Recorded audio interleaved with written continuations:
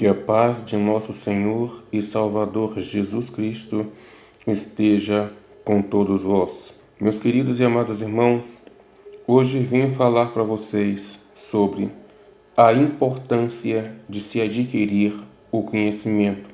O Salmo 119, no versículo 105, diz: Lâmpada para os meus pés e luz para o meu caminho é a tua palavra. Isso quer dizer que é a palavra de Deus que ilumina o caminho, nos mostrando para onde devemos ir, que direção tomar e como nos comportar até chegarmos no fim desse caminho, que na verdade é o início da vida eterna. Muitas vezes sabemos o que devemos fazer, mas não sabemos como fazer. E há também situações difíceis em que nos encontramos tão desnorteados que nem sabemos o que fazer, nem mesmo para onde ir ou que direção tomar. Aquele que não conhece a palavra de Deus fica sempre dependendo de alguém que lhe mostre para onde seguir, qual a direção, como agir, que decisão tomar em determinadas situações, até mesmo o que comer ou o que vestir. Buscar de alguém algum conselho, orientação ou opinião não é o mesmo que depender de alguém. Depender de alguém é o mesmo que entregar a esse alguém o direito de pensar e decidir por você. Na prática, as palavras desse alguém, as orientações deste alguém, é que estariam sendo a luz para o teu caminho e lâmpada para os teus pés. Em resumo, você estará sendo guiado por esse alguém para onde esse alguém quiser. E isso é muito perigoso, pois aquele que, não tendo o conhecimento da palavra de Deus, como vai saber se está sendo guiado segundo a palavra de Deus? E nisso, o nosso adversário espiritual, se aproveitando das trevas da ignorância, envia mensagens e até profecias dizendo que Deus mandou te dizer.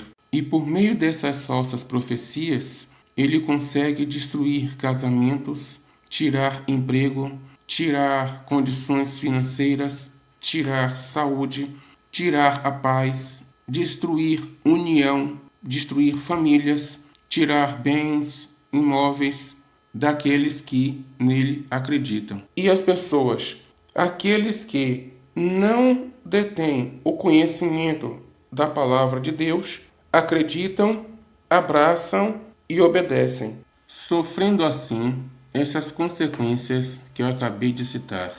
Porque quem gosta que as pessoas permaneçam nas trevas da ignorância não é Deus, mas sim o maligno. Vejam que o Senhor Jesus Cristo disse que aquele que está em trevas não sabe para onde vai. Isso está no Evangelho escrito por João, no capítulo 12, nos versículos 35 e 36. Respondeu-lhes Jesus: Ainda por um pouco a luz está convosco. Andai enquanto tendes luz, para que as trevas não vos apanhem. E quem anda nas trevas não sabe para onde vai. Enquanto tendes a luz, crede na luz, para que vos torneis filhos da luz. Mas Deus resplandeceu em nossos corações para a iluminação do conhecimento da glória de Deus na face de Cristo. 2 Coríntios 4:6. Porque Deus que disse: das trevas resplandecerá a luz. Ele mesmo resplandeceu em nossos corações para a iluminação do conhecimento da glória de Deus na face de Cristo. Quer dizer que Deus resplandeceu em nossos corações para a iluminação do conhecimento da glória de Deus na face de Cristo. Ora, tendo Deus resplandecido em nossos corações, nos foi mostrado o alvo que devemos atingir. Nos foi mostrado para onde seguir. Mas precisamos da iluminação do conhecimento para sabermos o caminho. a direção que devemos seguir, como alcançar esse alvo, como devemos agir. Quando não se busca a iluminação do conhecimento, não se sabe como atingir esse alvo. A gente vê o alvo, sabe que o alvo é Cristo, sabe que devemos chegar no reino dos céus, mas não sabemos como chegar no reino dos céus. Não sabemos como obedecer a Cristo. Nesse caso, a ação de Deus tornou-se vã para aqueles que não valorizam e nem buscam a iluminação do conhecimento. Porque não basta somente a luz de Deus ter resplandecido em nossos corações, tirando, desvanecendo, espantando, afastando as trevas. Deus veio resplandecer em nossos corações, brilhou para nós, nos mostrou as trevas em que estávamos andando, nos mostrou o que a gente estava fazendo de errado, nos fez ver, nos fez enxergar. A gente tomou consciência de que estava errado. A gente decidiu entrar no caminho correto, no caminho reto. Mas como seguir esse caminho? Precisamos de entendimento para isso. Precisamos do entendimento para saber como a gente deve se comportar. E se não houver a iluminação do conhecimento, essa luz de Deus que resplandecer em nossos corações torna-se vã. Deus não leva em conta o período da ignorância, como diz em Atos, capítulo 17, versículo 30. Ora, não levou Deus em conta os tempos da ignorância. Agora, porém, notifica aos homens que todos, em toda parte, se arrependam. Deus não leva em conta o período da ignorância, mas deseja que todos cheguem ao pleno conhecimento da verdade. 1 Timóteo 2,4, o qual deseja que todos os homens sejam salvos e cheguem ao pleno conhecimento da verdade. Quando se diz pleno, quer dizer completo conhecimento da verdade. Quer dizer que nada falta para o conhecimento da verdade. Quer dizer que aos salvos lhes é dado o total, o completo conhecimento da verdade. Observemos que o texto diz que é um desejo de Deus que todos cheguem ao completo conhecimento da verdade. E se o Senhor Jesus Cristo disse que meus irmãos, irmãs e mãe, em outras palavras, ele estava dizendo que são da família dele aqueles que fazem a vontade do Pai eterno, do Pai celeste. Mateus, capítulo 12, versículo 50. Porque qualquer que fizer a vontade de meu Pai celeste, este é meu irmão, irmã e mãe. Em outras palavras, esse é da minha família. Se queremos ser filhos de Deus, se queremos ser da família de Cristo, da família de Deus, e sabemos que para isso temos que cumprir o desejo de Deus, então temos que nos esforçar para chegar ao pleno conhecimento da verdade, porque essa é a vontade de Deus. E também é a vontade de Deus que o entendimento que adquirirmos do Senhor seja repartido com os que não o têm, sendo nós, assim, luz para os que estão nas trevas da ignorância, como ordena o Senhor Jesus Cristo. Brilhe a vossa luz diante dos homens. Mateus, capítulo 5, versículo 16. Assim brilhe a vossa luz diante dos homens, para que vejam as vossas boas obras e glorifiquem a vosso Pai que está nos céus. Porque o objetivo de Deus, enviando o Senhor Jesus Cristo a este mundo, foi para que tenhamos a vida eterna. João 3,16. Porque Deus amou o mundo de tal maneira que deu o seu Filho unigênito, para que todo aquele que nele crê não pereça, mas tenha a vida eterna. Mas o Senhor Jesus Cristo disse também que a vida eterna é o conhecimento do único Deus verdadeiro e de Jesus Cristo. João 17, 3.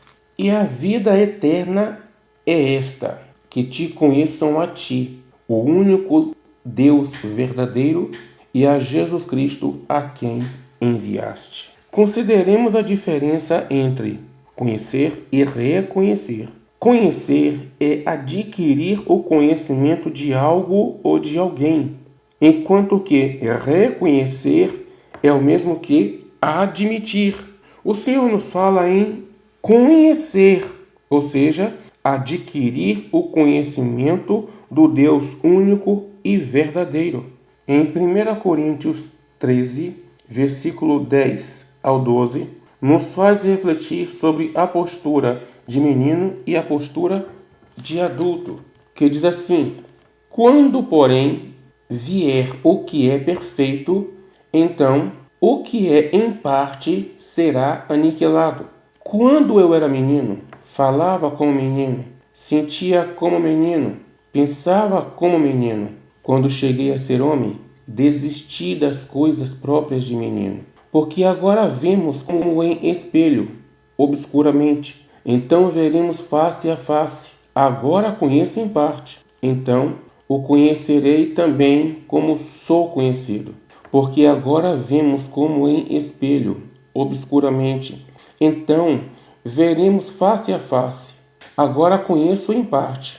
Então conhecerei como também sou conhecido. Vamos analisar postura de menino: inconsequente, irresponsável, sem compromissos, sem saber o que faz, sem conhecimento e sem entendimento. Postura de adulto: com experiências da vida que o ensinou a pensar, medindo as consequências, buscando o conhecimento e o entendimento, resultando em uma pessoa consequente, responsável, compromissada com a responsabilidade que abraçou. Uma pessoa consequente é aquela que observa uma sequência lógica, racional, coerente, ou seja, que tem nexo, lógica. O versículo 10 nos fala que quando vier o que é perfeito, entendamos perfeito como completo.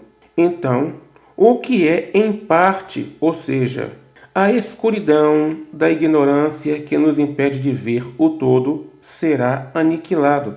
Eu gostaria de fazer uma observação aqui, que ignorância é a falta do saber. Eu vejo muitas pessoas confundindo ignorância com brutalidade. Às vezes a pessoa pratica uma brutalidade, alguém diz assim: você é muito ignorante. Não, isso não é ignorância, é brutalidade. A ignorância é a falta do saber, a falta do conhecimento. Então, no versículo 10, ele nos fala que quando vier o que é perfeito, então o que é em parte, é aquilo que não está completo. É aquilo que uma parte opera o entendimento, em outra parte opera a ignorância. E a ignorância é chamada de escuridão. O entendimento é chamado de luz. Então, o que é em parte, ou seja, a escuridão da ignorância que nos impede de ver o todo, será aniquilado. Essa ignorância, essa escuridão será aniquilada. E o versículo 12 diz que aquilo que agora vemos obscuramente, passaremos a ver completamente. Aquilo que agora vemos obscuramente, aquilo que nós agora vemos de forma incompleta, passaremos a ver completamente, como ele é, face a face, do mesmo modo que sou conhecido dele. Efésios 4, do versículo 12 ao 15, diz assim: com vistas ao aperfeiçoamento dos santos, para o desempenho do seu serviço, para a edificação do corpo de Cristo, até que todos cheguemos à unidade da fé e do pleno conhecimento do Filho de Deus, à perfeita varonilidade, à medida da estatura da plenitude de Cristo, para que não mais sejamos como meninos, agitados de um lado para outro, levados ao redor de todo o vento de doutrina, pela artimanha dos homens, pela astúcia com que induzem ao erro. Mas, seguindo a verdade, em amor, cresçamos em tudo naquele que é o cabeça, Cristo. Ele está nos dizendo aqui que, visando o aperfeiçoamento, em outras palavras, visando aquilo que os santos precisam para serem completados, até que todos cheguem à medida da estatura da plenitude, ou seja, a completa estatura de Cristo. De modo que cresçamos em tudo no que se refere a Cristo, sendo adultos, não mais como meninos, enganados por homens que, com astúcia, conduzem crianças ao erro. A transição da fase de menino para adulto se dá por meio da renovação da mente, e esta por meio de aprendizado, ou seja, por meio da obtenção do conhecimento. E aos Romanos, no capítulo 12, versículo 1 e 2, nos fala isso. Rogo-vos, pois, irmãos, pelas misericórdias de Deus, que apresenteis os vossos corpos por sacrifício vivo, santo e agradável a Deus, que é o vosso culto racional. E não vos conformeis com este século, mas transformai-vos pela renovação da vossa mente, para que experimenteis qual seja a boa, agradável e perfeita vontade de Deus. O Senhor Jesus falou que são meus irmãos e irmãs, aqueles que fazem a vontade de meu Pai Celeste. E aqui o apóstolo Paulo fala novamente em vontade de Deus, desejo de Deus. E nos fala também que o culto agradável a Deus é o culto racional. O que é racional? É a busca da razão, explicação, entendimento. O Pai Celeste quer que todos nós usemos o raciocínio, esse dom que Ele mesmo deu a cada alma. Filipenses 1, do 9 ao 11. E também faço esta oração, que o vosso amor aumente mais e mais em pleno conhecimento e toda a percepção, para aprovardes as coisas excelentes e serdes sinceros, inculpáveis para o dia de Cristo, cheios do fruto de justiça, o qual é mediante Jesus Cristo, para a glória e louvor de Deus.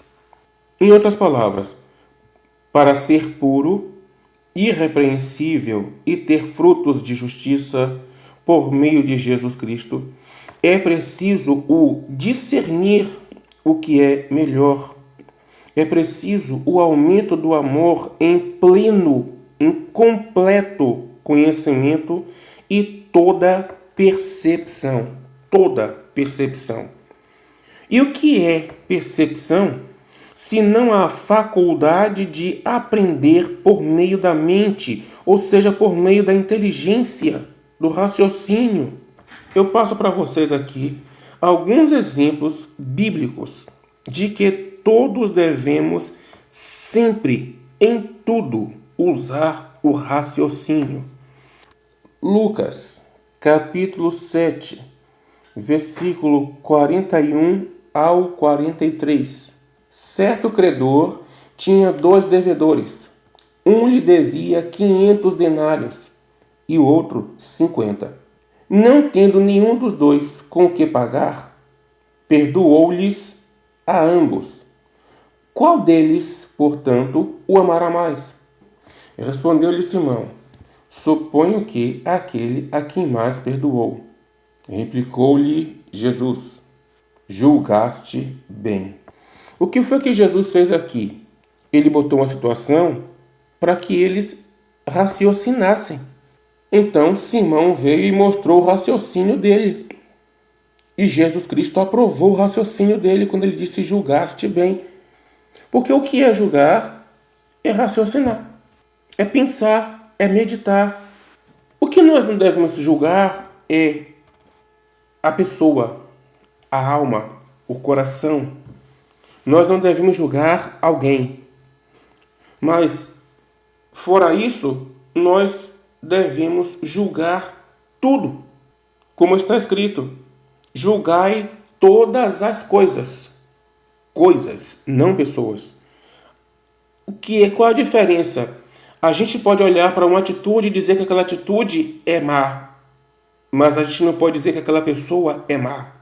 A gente não pode dizer que aquele coração é mau. Só quem pode dizer isso é Deus, porque só Deus é que está no coração de cada um. Mas a gente vê uma pessoa praticando um roubo, a gente pode dizer, essa atitude é má. A gente vê uma pessoa matou a outra, a gente pode dizer, essa atitude é má. Uma pessoa praticou algum mal, algum erro, a gente pode dizer, essa atitude é má, esse feito é mau, esse comportamento é mau, essa postura é má. Mas a gente não pode dizer que essa pessoa é má.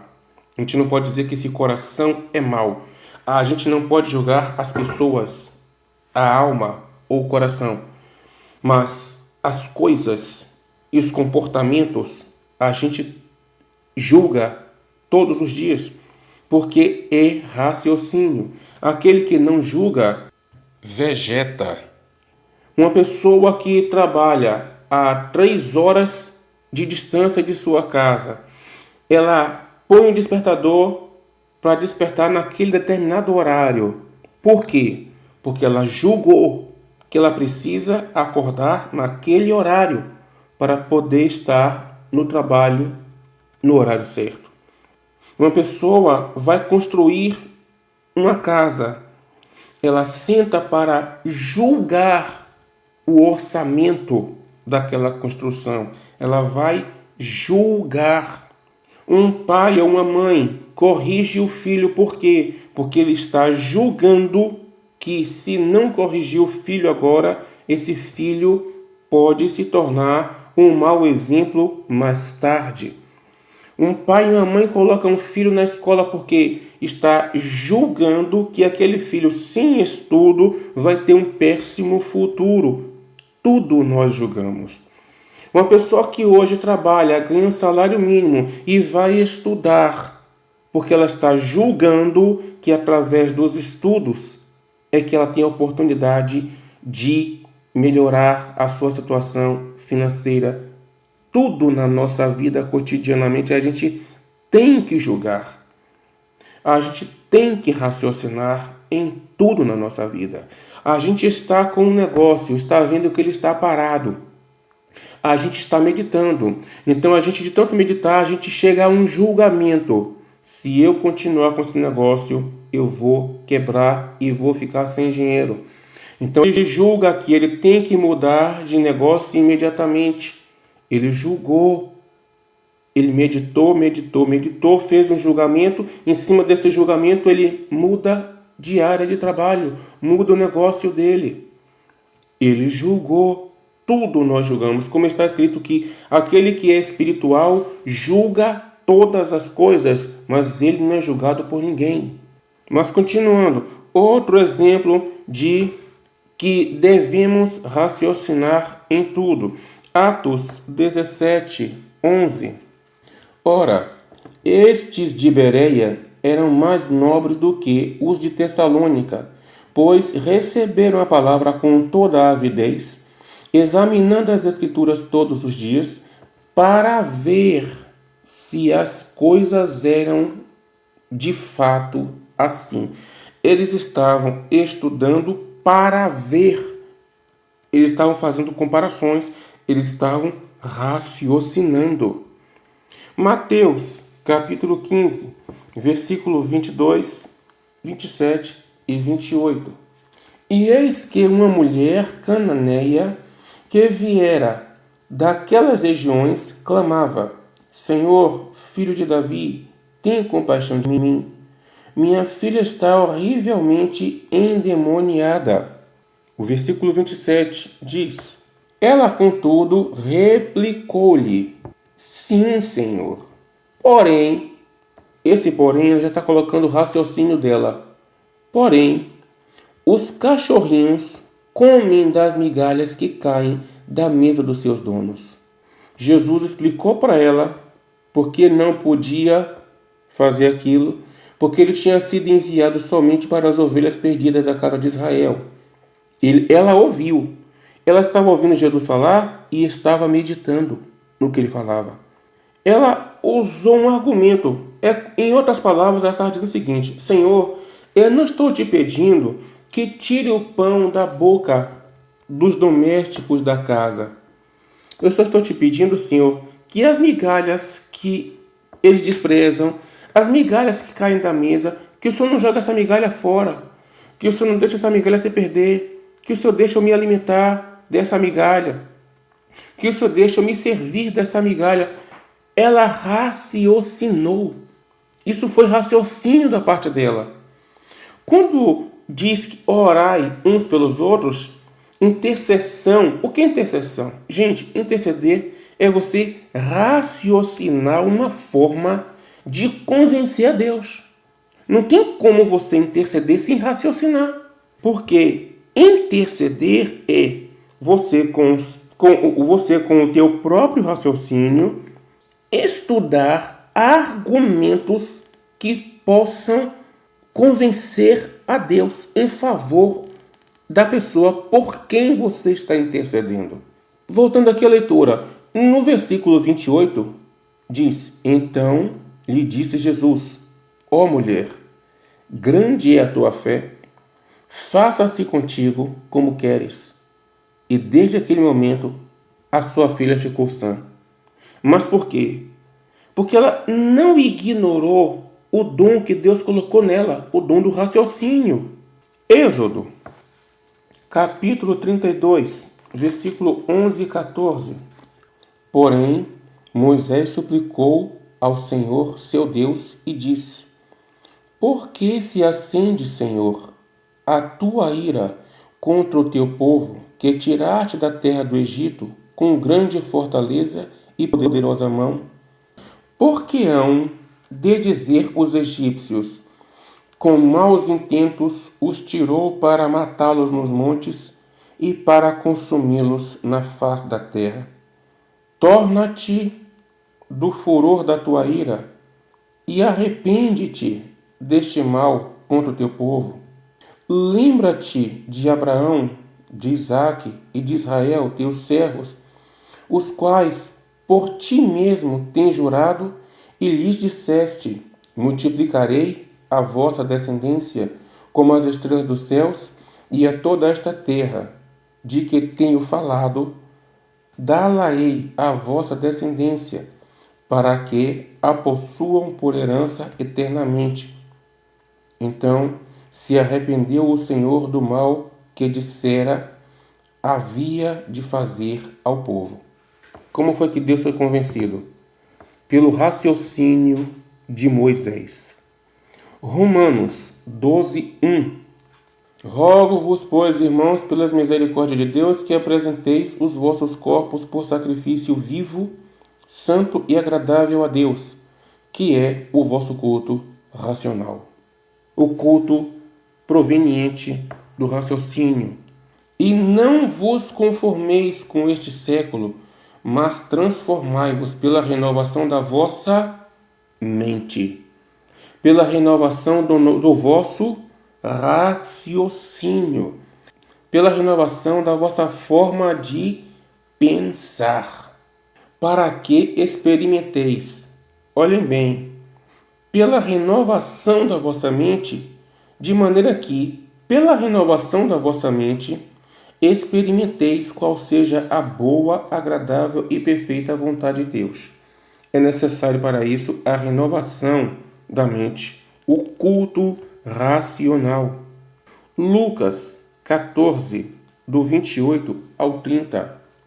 Pois, qual de vós, pretendendo construir uma torre, não se assenta primeiro para calcular a despesa e verificar se tem os meios para a construir?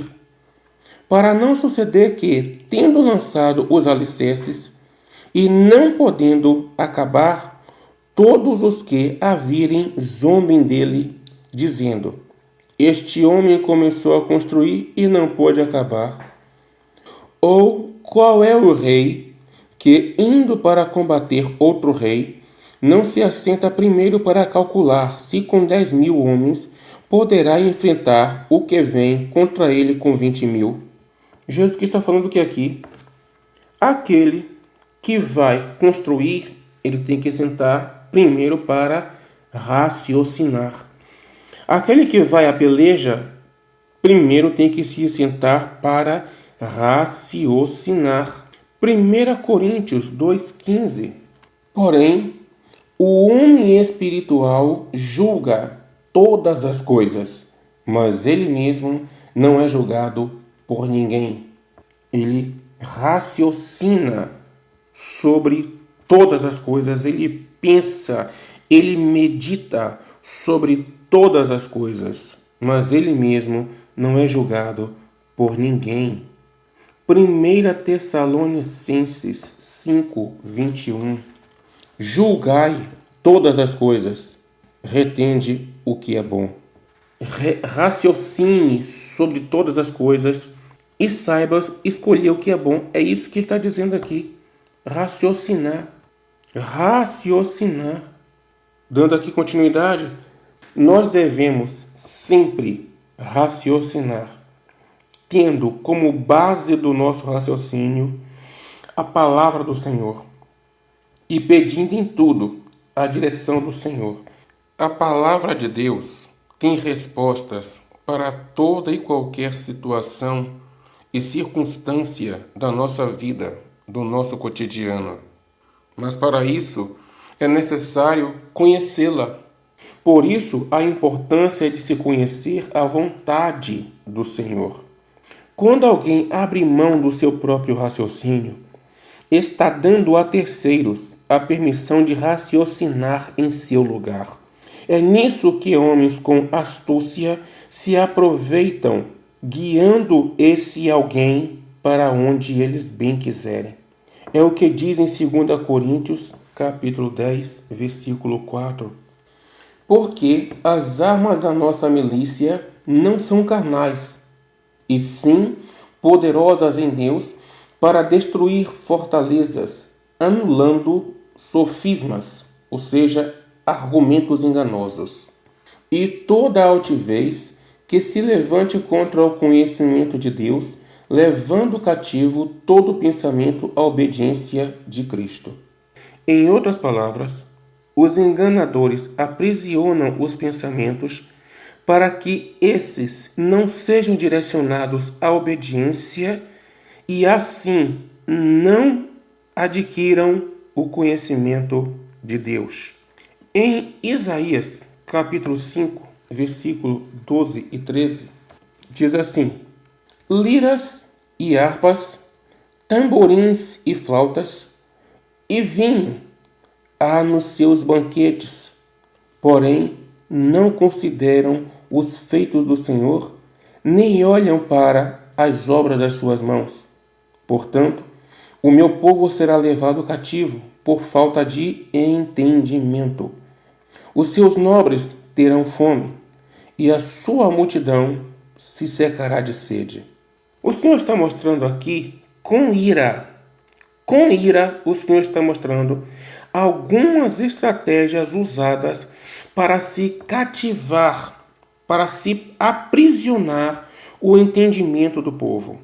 Festas, comemorações e tudo e qualquer coisa que sirva de distração para evitar que se medite nas coisas de Deus. Assim, por meio de distrações, se desestimula a busca pelo conhecimento da verdade. É na ausência do conhecimento que se cativa um povo, pois a verdade é libertadora, como disse o Senhor Jesus Cristo em João 8,32. E conhecereis a verdade, e a verdade vos libertará. Quem não raciocina nunca vai chegar ao conhecimento da verdade, porque a verdade é fruto do esforço em buscá-la. Quem não a busca, nunca a conhecerá. Quem não a conhece, nunca será liberto. E é exatamente por isso que os usurpadores, que os enganadores, fazem questão que o povo não conheça a verdade. E assim, simplesmente siga o que eles bem querem. Isso é ser cativo sem se perceber. Através de festas, de distrações, o povo torna-se cativo sem perceber.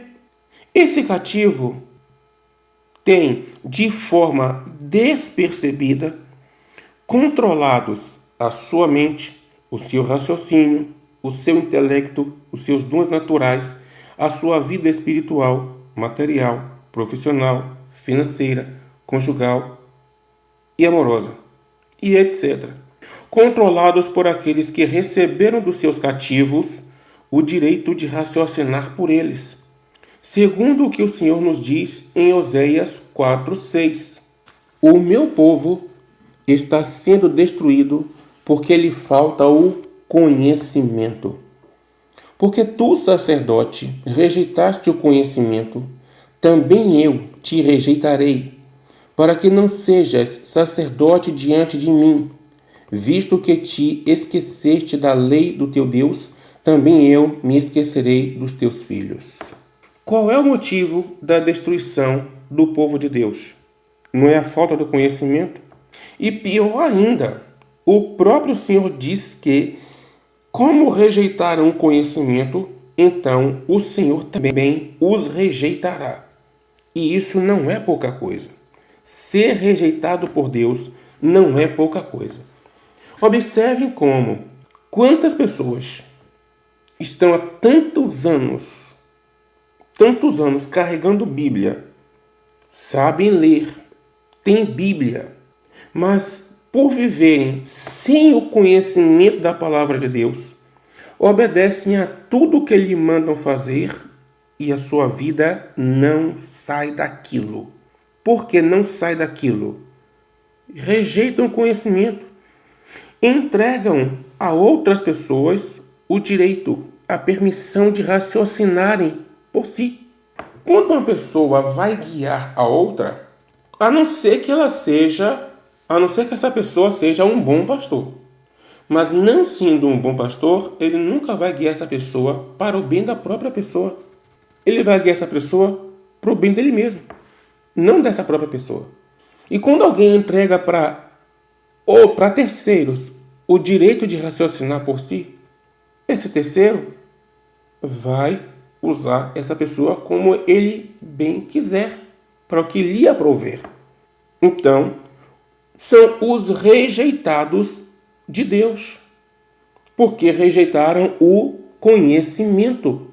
Quantas pessoas estão há anos no caminho do Senhor, sabem ler, têm Bíblia e não conhecem a Bíblia Sagrada, mas repetem: lâmpada para os meus pés e luz para o meu caminho, a tua palavra. Como é que a palavra de Deus vai ser luz se a pessoa não a conhece? Qual é a pessoa que será comparada a uma árvore plantada junto à corrente de águas, que no devido tempo dá seu fruto e cuja folhagem não murcha, e tudo quanto fizer será bem-sucedido? É aquele que medita ou aquele que não medita na lei do Senhor? Vejamos o Salmo 1, versículos 2 e 3. Antes, o seu prazer está na lei do Senhor, e na sua lei medita de dia e de noite. Ele é como árvore plantada junto à corrente de águas, que no devido tempo dá o seu fruto, e cuja folhagem não murcha, e tudo quanto ele faz será bem-sucedido. Nós vemos aqui que isso tudo acontece para aquele que tem o prazer na lei do Senhor e na lei do Senhor medita, pensa, raciocina de dia e de noite. Porventura, o Senhor disse a Josué que eu faria prosperar e seria bem-sucedido como? Se desprezasse a palavra do Senhor? ou se meditasse na lei do Senhor de dia e de noite. Vamos ver Josué, capítulo 1, versículo 8. Não cesses de falar deste livro da lei, antes medita nele dia e noite, para que tenhas cuidado de fazer segundo a tudo quanto nele está escrito. Então farás prosperar o teu caminho e serás bem-sucedido. O Senhor prometeu a Josué se ele meditasse na lei do Senhor de dia e de noite. A quem o Senhor fez promessas de bênçãos? Foi aos obedientes ou aos desobedientes? Vamos ver em Deuteronômio, capítulo 28, versículo 13. O Senhor te porá por cabeça e não por cauda, e só estarás em cima e não debaixo, se obedeceres os mandamentos do Senhor teu Deus, que hoje te ordeno para os guardar e cumprir. O se é uma condicional. Se é uma condição. O Senhor te porá por cabeça e não por cauda, e só estarás em cima e não debaixo, se obedeceres os mandamentos do Senhor teu Deus, que hoje te ordeno, para os guardar e cumprir. Essa é a condição. E quem pode obedecer àquilo que não conhece? Quem não procura saber a vontade do Senhor, não tem como obedecer àquilo a que não conhece. Quem são aqueles que resplandecerão com o fulgor do firmamento e como as estrelas sempre e eternamente? Serão aqueles que alcançaram ou aqueles que rejeitaram o saber? Vamos ver em Daniel 12:3. Os que forem sábios, pois, resplandecerão com o fulgor do firmamento, e os que a muitos conduzem à justiça, como as estrelas, sempre e eternamente. Vou repetir. Os que forem sábios. O que é sábio? Nós temos que entender a diferença entre sábio e esperto, entre sabedoria e esperteza. Há situações em que as pessoas julgam de esperteza e a gente diz assim: você é muito sabido. Não é sabido, ele é esperto. Porque o saber, a sabedoria, o sabido, o sábio é aquele que detém o saber. Sábio é aquele que detém o saber, que tem o conhecimento. Quando ele diz os que forem sábios, ele está dizendo os que detiverem o conhecimento, os que detiverem o entendimento resplandecerão, ou seja, brilharão com o fulgor, com o calor do firmamento. Ou seja, quando o firmamento é o céu, o fulgor do firmamento quer dizer o calor que vem do céu, o fogo que vem do céu, vai fazer acender os que são sábios. Os que são sábios serão acendidos com o fulgor do firmamento. Por exemplo, o que faz com que as estrelas brilhem de noite? O fulgor do firmamento. Qual é o fulgor? Qual é o calor do firmamento? Qual é o calor do céu? O sol. O sol. Durante a noite está tudo escuro, mas a gente olha para o céu, as estrelas estão acesas. Quem é que está mantendo as estrelas acesas? O sol. O sol é o fulgor do firmamento. Ele está dizendo o seguinte: quando a situação arder, quando aparecerem situações que vão fazer arder na gente, na humanidade, no ser humano, aqueles que são sábios vão resplandecer. Aqueles que serão sábios serão percebidos. Aqueles que são sábios serão notados. Porque os outros que não acenderem, que não brilharem, são os que estarão sofrendo mais.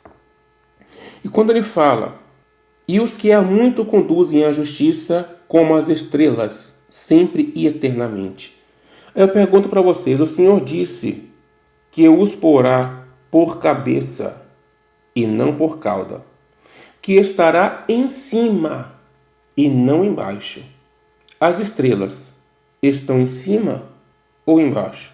As estrelas estão em cima. O Senhor está dizendo que os que forem sábios estarão sempre em cima.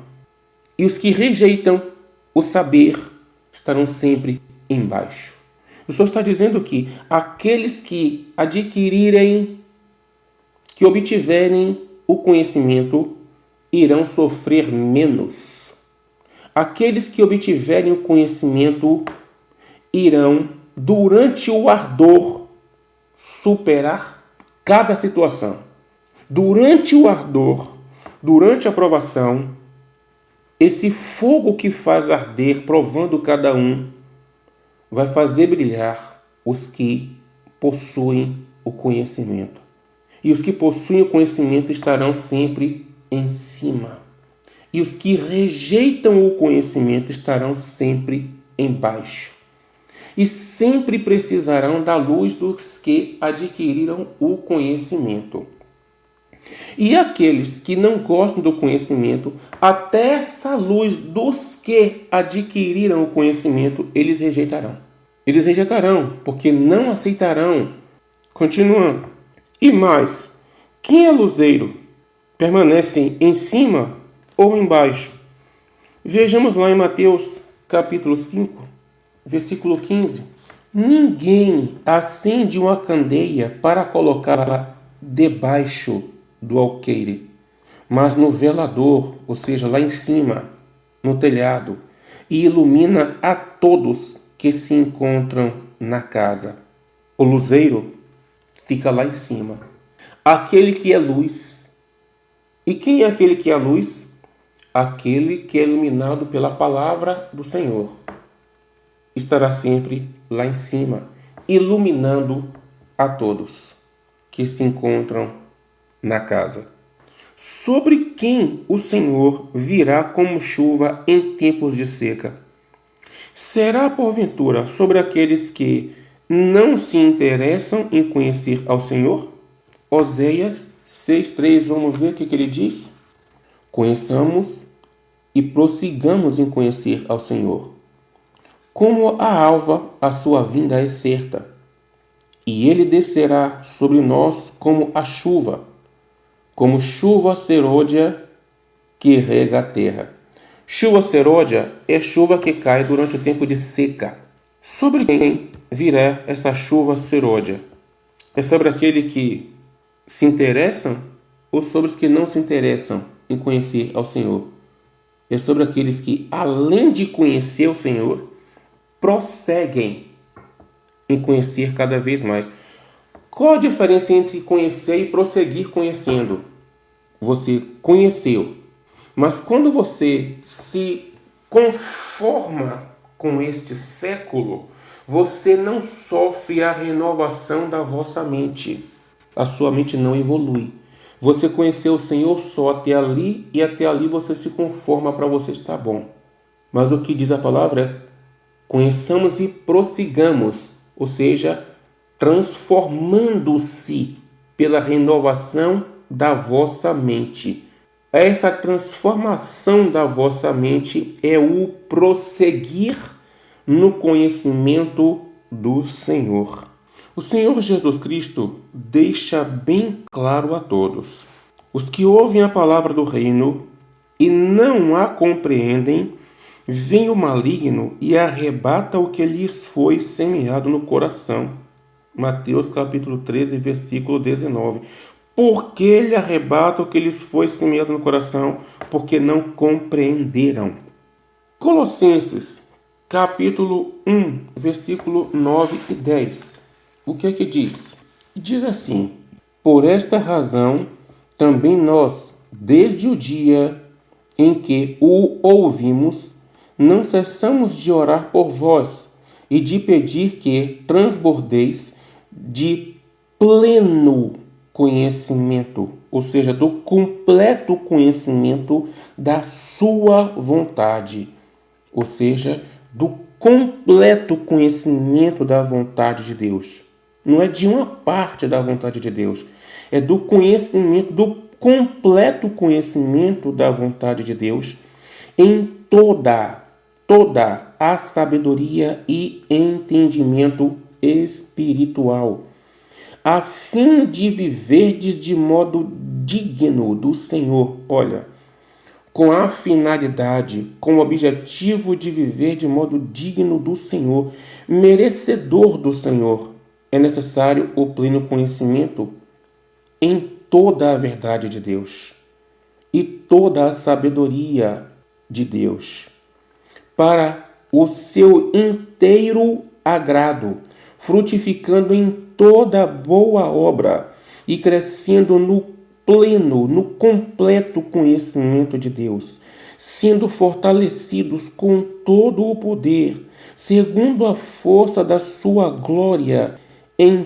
toda a perseverança e longanimidade, com alegria. Colossenses 1, 9, do 10 ao 11. Resumindo, para andar dignamente diante do Senhor, é preciso, com toda a sabedoria, ser cheio do conhecimento da vontade de Deus.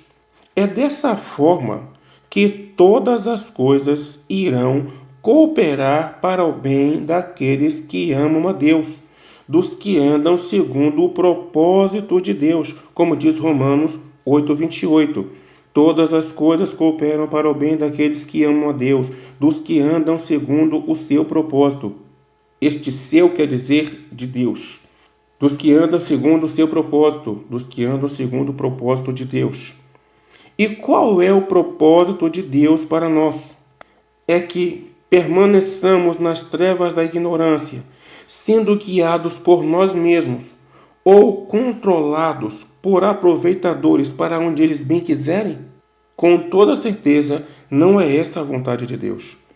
Como ordenou o próprio Senhor Jesus Cristo, sejam luz e brilhe a vossa luz diante dos homens. Brilhe a vossa luz diante dos homens. Veja o que ele está dizendo, vossa luz. Ele não está dizendo assim, sejam luz, brilhe a minha luz diante dos homens. Ele disse vossa luz. Porque nós temos que ter em nós a luz. E que luz é essa? A palavra de Deus, que é a luz para o nosso caminho, lâmpada para os nossos pés. Nós temos que ser a luz. O exemplo, nós temos que, uma vez tendo aprendido do Senhor, iluminar o caminho para muitas pessoas, orientar, dar conselhos com bases bíblicas em cada situação, na vida de cada pessoa que precisar de uma orientação, de um conselho, de uma opinião, de uma sugestão. Há muitos que estão passando por muitas situações e que não sabem o que fazer. A gente não tem que chegar para essas pessoas e dizer assim, olha, eu acho assim. Olha, eu penso assim. Não é assim, não é dessa forma. É usando a palavra de Deus, não é usando o nosso acho. Cada ser humano tem o seu acho diferente um dos outros. É a chamada axiologia. Nós temos que ter um referencial, um padrão. Esse referencial é Cristo, é a palavra de Deus. É nesse padrão que nós temos que raciocinar para podermos orientar a outras pessoas. Uma pessoa está passando por determinada situação. A gente tem que saber usar a palavra de Deus e dizer, olha, na palavra do Senhor, diz assim, assim, assim, assim. O Senhor ensina assim, assim, assim, assim. A Bíblia Sagrada ensina assim, assim, assim. Nunca chegamos com o que eu acho, o que eu penso. Eu acho assim, eu penso assim. Cada pessoa é uma mente diferente, então cada pessoa acha diferente. Mas quando você usa a palavra de Deus, quando você usa a Bíblia Sagrada, veja que o Senhor Jesus Cristo, quando foi tentado no monte, em nenhum momento o Senhor Jesus Cristo respondeu a Satanás usando suas próprias palavras. Ele sempre disse, está escrito. Eu não estou dizendo aqui que a gente tem que ficar sempre repetindo, está escrito, está escrito, está escrito. Mas o que eu quero que cada um entenda é, o Senhor Jesus Cristo usou o que estava escrito. Ele não usou o que ele achava. Ele não falou conforme ele pensava. Ele usou o que estava escrito. Então, o inimigo, o maligno, vendo que ele usava o que estava escrito, o maligno foi também e pegou o que estava escrito. É? Então, já que você quer falar somente pelo que está escrito, também está escrito. Isso. Jesus Cristo novamente respondeu, também está escrito. Mas em nenhum momento o Senhor Jesus Cristo falou: olha, eu acho assim. Olha, eu penso assim. Não. O apóstolo Paulo, ele não deu os ensinamentos dele, nem Paulo, nem Pedro, nem João, nenhum deles deu os ensinamentos baseando-se no que eles achavam.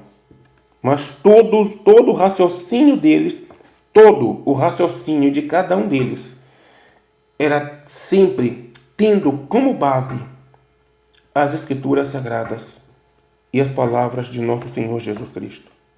A palavra de Deus é a luz que ilumina o caminho daquele que a conhece e é lâmpada para os pés daquele que por ela é guiado.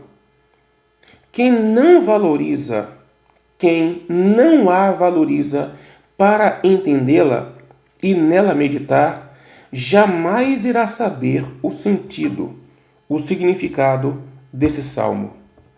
Então medite nas coisas do Senhor. Quando ele fala sabedoria espiritual, como assim? Porque as coisas espirituais se discernem espiritualmente. Então, sempre dobrem os vossos joelhos. Orem ao Senhor como o Senhor Jesus Cristo ensinou, não como os homens ensinam, em voz alta. O Senhor Jesus Cristo ensinou a orar em secreto, de maneira que somente o Pai Celeste saiba qual é a vossa oração. Mateus capítulo 6, versículo 5 em diante, que ele diz: e quando orares, entra no teu quarto, fecha a tua porta e ore em secreto a teu Pai. Não é pedido do Senhor Jesus Cristo. Não é conselho do Senhor Jesus Cristo. É ordem. É mandamento. E ele mesmo disse: por que me chama Senhor, Senhor, se não faz o que eu mando? Ele mandou que a sua oração seja feita de maneira que só o Pai Celeste saiba o que você está orando. Mantenha a tua oração em segredo e, orando secretamente, peça ao Senhor: Senhor, tu prometeste que enviaria o Espírito Santo, o Espírito da verdade, que o mundo não conhece e não pode conhecer. O Espírito Santo é quem ensina todas as coisas e nos faz lembrar de tudo que o Senhor Jesus Cristo nos tem ensinado. Isso vocês vão ver no Evangelho escrito por João. João, capítulo 14, versículo 17. O Espírito da verdade, que o mundo não pode receber, porque não o vê, nem o conhece. Vós o conheceis, porque ele habita convosco e estará em vós, dentro de vós. O versículo 26 diz: mas o Consolador, o Espírito Santo, a quem o Pai enviará em meu nome, esse vos ensinará todas as coisas e vos fará lembrar de tudo o que vos tenho dito. Então nunca se confiem no seu próprio raciocínio, mas sempre raciocinem, tendo como base a palavra de Deus. A palavra de Deus é a base de onde você vai tirar todo o teu raciocínio. As palavras do Senhor Jesus Cristo são a base de onde você vai tirar todo o teu raciocínio para tudo na tua vida. Use as palavras do Senhor Jesus Cristo como base para raciocinar em tudo na tua vida, em tudo. Quando o ser humano não usa a palavra do Senhor Jesus Cristo como base, ela está usando como base o seu próprio eu, o seu próprio raciocínio. E está escrito que ninguém se estribe no seu próprio entendimento. Então use sempre a palavra de Deus. Use sempre o Senhor Jesus Cristo como referência para o teu raciocínio. Nunca se baseie no que você acha, no que você pensa. Sempre se baseie nas palavras do Senhor Jesus Cristo, para que todas as vezes que alguém estiver nas trevas do tormento, nas trevas da ignorância, precisando de uma luz, precisando de uma orientação, você seja esta luz com a palavra de Deus. Que Deus abençoe a todos e fiquem todos na santíssima e gloriosíssima paz de nosso Senhor e Salvador Jesus Cristo.